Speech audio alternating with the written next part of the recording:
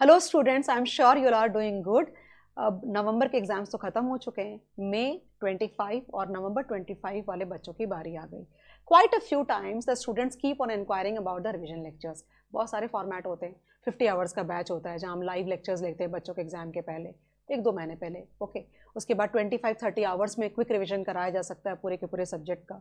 उसके बाद marathon batches भी तुम्हारे यहाँ होती है, यूट्यूब पे टीचर्स सारे रन करते हैं। तो बहुत सारे फॉर्मेट हैं guys. I am very happy to upload quick revision batch on YouTube recorded basis. सारे टॉपिक्स के अपलोड करे जाएंगे, almost like 90-95% of the topics upload हो जाएंगे।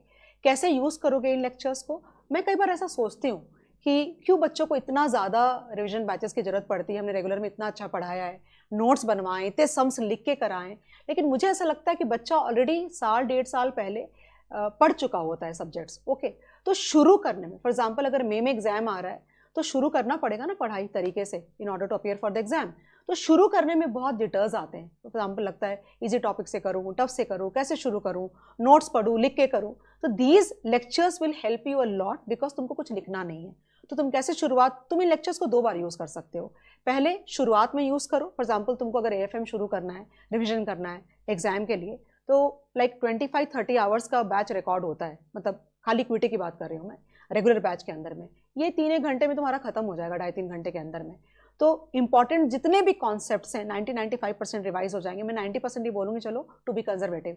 और जो क्वेश्चन है बहुत वैरायटी के, उनके एडजस्टमेंट्स भी तुमको वर्बल बेसिस पे समझ में आ जाएगा। तुमको लिखना कुछ नहीं है, तुमको एक क्या होगा, उससे कंफर्ट आ जाएगा, वार्म अप मिल जाएगी।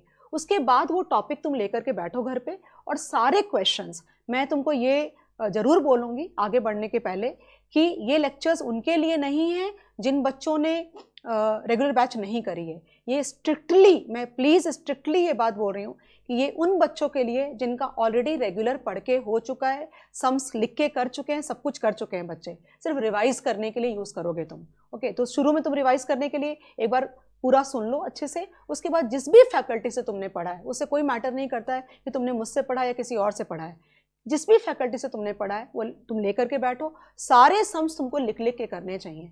कम से कम तुम्हारी 2-3 रिवीजन तो होनी ही चाहिए, 3 रिवीजन होनी चाहिए एग्जाम में बैठने के पहले। फिर क्या होता है, जब रिवीजन खत्म हो जाती है ना, लिख के भी पूरा खत्म कर लिया, तो वापस जैसे दूसरा सब्जेक्ट पकड़ोगे वैसे ऐसा डर लगेगा कि यार मैं तो भूल गया लगता है, या मैं भूल गई, वापस से AFM। तो क्या करोगे, वापस ये जिस भी टॉपिक के बारे में फियर ज़्यादा फील हो रहा है तुम्हें, वो टॉपिक वापस कान में ईयरफोन डालो और सुनना शुरू कर दो, तो तुम्हें वापस से कंफर्ट आ जाएगा।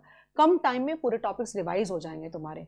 लेकिन हाँ, ये eliminate, I can not rule out the fact that you have to write.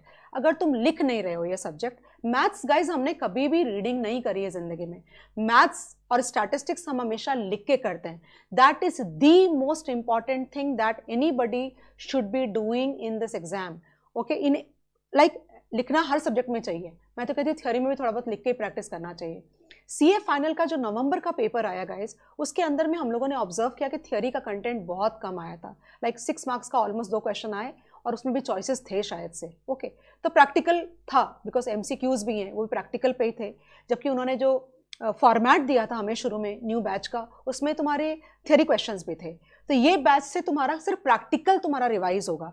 अगर तुमको थ्योरी की भी रिवीजन चाहिए मॉड्यूल से, इंस्टीट्यूट के मॉड्यूल से, तो मेरे तुम यूट्यूब के वॉल पे अगर जाओगे तो यूट्यूब के वॉल में लाइव पे जाना, सारे चैप्टर्स के 80-90% चैप्टर्स के मैंने थ्योरी पढ़ाई है word by word from the module.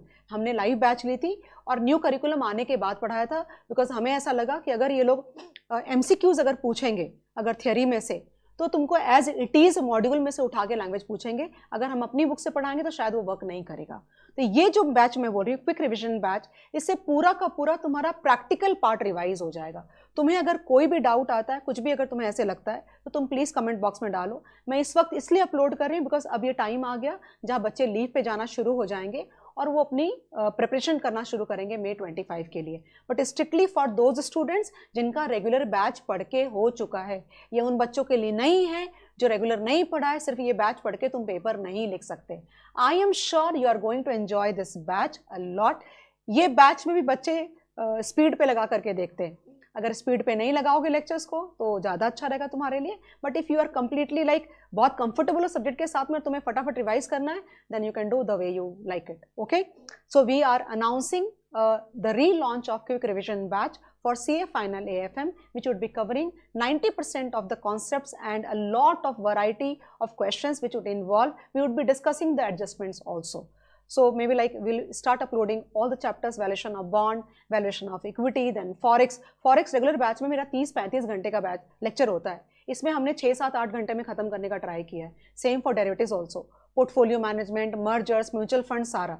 Okay, सो बहुत सारा कंटेंट है, पढ़ो इसको और मुझे बताओ कैसा तुम्हें लग रहा है. शायद तुम्हें अच्छा लगेगा, कोई भी बच्चा इसको यूज कर सकता है, ट्राई तो करो कम से कम. Thank you so much, bye bye.